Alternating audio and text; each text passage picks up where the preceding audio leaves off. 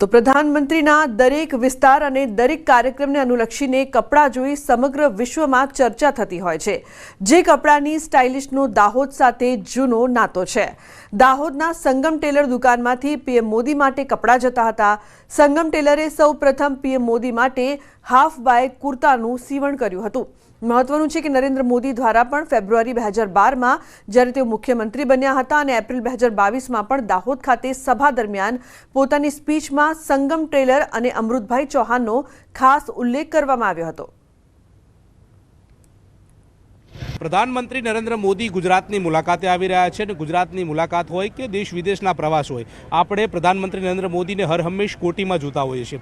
આ કોટી દાહોદના એક ટેલર ધર્મેન્દ્રભાઈ જે છે તે તૈયાર કરે છે ને આ પ્રકારે પ્રધાનમંત્રી નરેન્દ્ર મોદી જે કોટીનો ઉપયોગ કરતા હોય છે, પહેરતા હોય છે, તે કોટી આ ધર્મેન્દ્રભાઈ પોતાના ટેલરની અંદર બનાવતા હોય છે। વર્ષોથી આ પ્રકારે બનાવે છે। જ્યારે નરેન્દ્ર મોદી સંઘમાં પ્રચારકનું કામ કરતા હતા ત્યારથી અહીંયા આવતા હતા।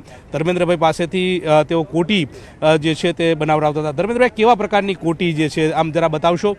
આપ જોઈ લો, આ પ્રકારની કોટી જે છે તે પ્રધાનમંત્રી નરેન્દ્ર મોદીની આ ધર્મેન્દ્રભાઈએ તૈયાર કરી છે। આજે પણ 5 જેટલી કોટી લઈને આવ્યા છે અને 5 જેટલી કોટીને તેઓ ગિફ્ટ કરવાના છે। કેટલા સમયથી પીએમ મોદીની કોટી બનાવો છો તમે? શું વિશેષતા હોય છે અને આનાથી તમે શું મેસેજ આપો છો? અમારી દુકાન નામ સંગમ ટેલર છે। જ્યારે સંઘ પ્રચારક હતા મોદી સાહેબ, ત્યારે અમારા કાકા ને પપ્પા જોડે એ બી સંઘ પ્રચારક હતા, ત્યારથી સાથે એમનો સંબંધ છે સંગમ ટેલરમાં ને ત્યારથી એમના કુર્તા પાયજામા ને એમ બધું બને છે। જ્યારે સીએમ હતા બન્યા ત્યારે બી અમે આ કોટીને એમ બધું પર જ્યારે બી સાહેબ દાહોદ પધારે છે ત્યારે હર વખતે મારે એમને આ કપડાં આપવા પડે છે અને એમનું મારું નામ સ્ટેજ પરથી ભર સભામાં લે છે કે મારા વર્ષોથી કપડાં દાહોદમાં સંગમ ટેલરમાં સિવાય છે। તમે શું કહેશો, કેટલી કોટી આજે ગિફ્ટ કરવાના છો પીએમ મોદીને? આજે કુલ 6 કોટીઓ નરેન્દ્રભાઈને આજે આપવામાં આવશે અને દાહોદ માટે નરેન્દ્રભાઈનો વિશેષ પ્રેમ રહ્યો છે। સંઘના પ્રચારક હતા તે વખતે એમની કર્મભૂમિ દાહોદ રહેલી હતી અને વડાપ્રધાન થયા ત્યાર પછી પણ દાહોદમાં એમનો આ ચોથો પ્રવાસ છે। એટલે વડાપ્રધાન થયા પછી પણ અત્યાર સુધીના ઇતિહાસમાં સૌથી વધારે જે વડાપ્રધાને દાહોદનો પ્રવાસ કર્યો છે એમાં નરેન્દ્રભાઈ એક છે। નરેન્દ્રભાઈએ 22,000 કરોડ રૂપિયાનું સિમેન્સ કંપની જોડે જે પીપીપી મોડલ પર જે રેલવે એન્જિનનું કારખાનું બનાવ્યું છે એમાં આજે પ્રથમ એન્જિનનું લોકાર્પણ કરવા જઈ રહ્યા છે। સાથે સાથે નરેન્દ્રભાઈ આજે વલસાડ દાહોદ ઇન્ટરસિટી કે જે વર્ષો જૂની દાહોદની માંગ હતી એ આજે અમારી પૂરી થવા જઈ રહેલું છે। આજે મળશો તો શું વાત કરશો, શું કહેશો? કારણ કે ઓપરેશન સિંદૂર બાદ પ્રથમ વખત દાહોદની મુલાકાતે આવી રહ્યા છે। હવે જ્યારે સક્ષમ નેતૃત્વ હોય ત્યારે આ ઓપરેશન સિંદૂર જેવા, બાલાકોટ એર સ્ટ્રાઇક જેવા કડક પગલાં લેવામાં આવતા હોય છે। નરેન્દ્રભાઈની આ જે ખાસિયત છે એ આજે દુનિયા પણ માને છે અને ઓપરેશન સિંદૂર એમણે જે પાકિસ્તાનને જડબાતોડ જવાબ આપ્યો છે એ માટે દરેક ભારતીય આજે ગૌરવની લાગણી અનુભવે છે। ઇવન વિપક્ષના નેતાઓ પણ આજે આ બાબતમાં એટલું તો ચોક્કસ કહે છે કે દેશનો જે વડાપ્રધાન જો મજબૂત હોય તો આપણને આજે બાલાકોટ એર સ્ટ્રાઇક, સિંદૂર આ પ્રકારના પગલાં જોવા મળે છે। ચોક્કસથી તો પ્રધાનમંત્રી નરેન્દ્ર મોદી જે કોટી પહેરે છે ત્યાં દાહોદના ટેલર જે છે તે વર્ષોથી બનાવે છે। આજે પણ 6 જેટલી કોટીઓ લઈને આવે છે અને 6 કોટીઓ પ્રધાનમંત્રી નરેન્દ્ર મોદીને ગિફ્ટ કરશે। કેમેરામેન પ્રકાશ દેસાઈ સાથે ગૌતમ શ્રીમાળી, ન્યૂઝ 18 ગુજરાતી, દાહોદ। તો ઓપરેશન સિંદૂર બાદ પહેલીવાર પીએમ મોદી ગુજરાત આવ્યા છે। 2 દિવસના પ્રવાસમાં તેઓ પહેલા વડોદરા પહોંચ્યા હતા। વડોદરામાં કેસરી કોટીમાં તેમણે રોડ શો યોજ્યો હતો। ઉલ્લેખનીય છે કે વડોદરા બાદ દાહોદ અને ભુજ, અમદાવાદમાં પણ તેમનું કાર્યક્રમ છે। લોકોમાં અનેરો ઉત્સાહ છે કારણ કે વતનમાં પ્રધાનમંત્રી આવી રહ્યા છે, કરોડોની સોગાત પણ આપશે। તો વડાપ્રધાન નરેન્દ્ર મોદી દાહોદ આવશે ત્યારે પેરામિલિટરી સંગઠન પીએમ મોદીનું સ્વાગત કરશે।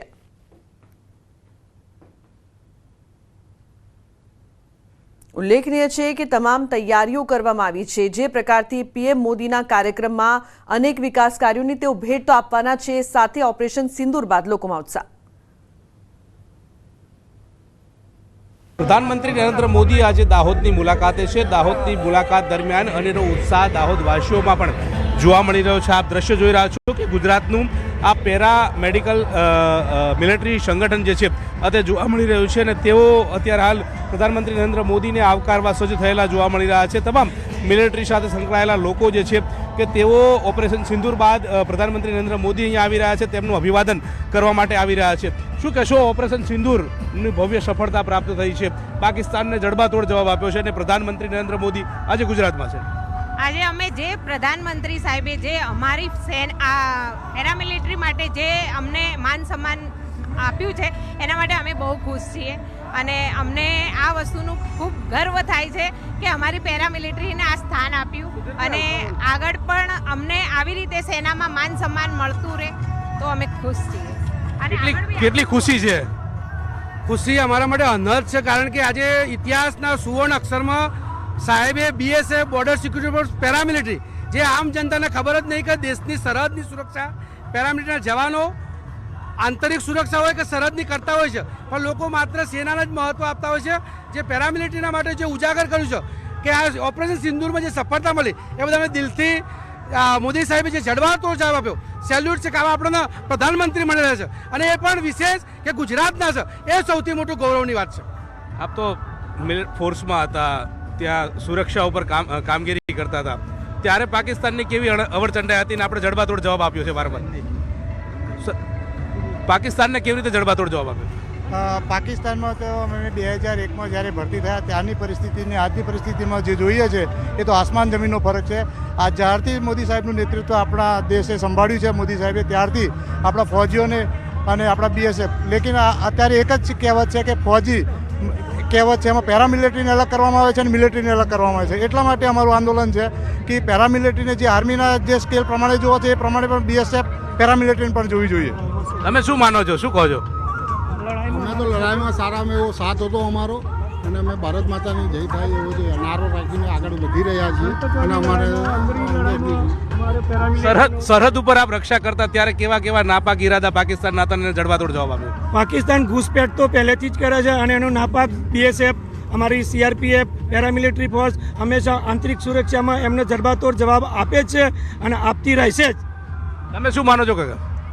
હું એ માનું છું કે પહેલાંની જે સરકારો હતી, પોલિટિક્સમાં નથી જતા, પણ પહેલાંની સરકારે થોડા અમને બાંધેલા, બાકી મોદી સરકારે બિલકુલ અમારા હાથ છૂટા કરી દીધા અને દેશની રક્ષા કરવા માટે કંઈ પણ કરવા માટે તૈયાર. એટલે અમે we are very thankful to the Modi sir.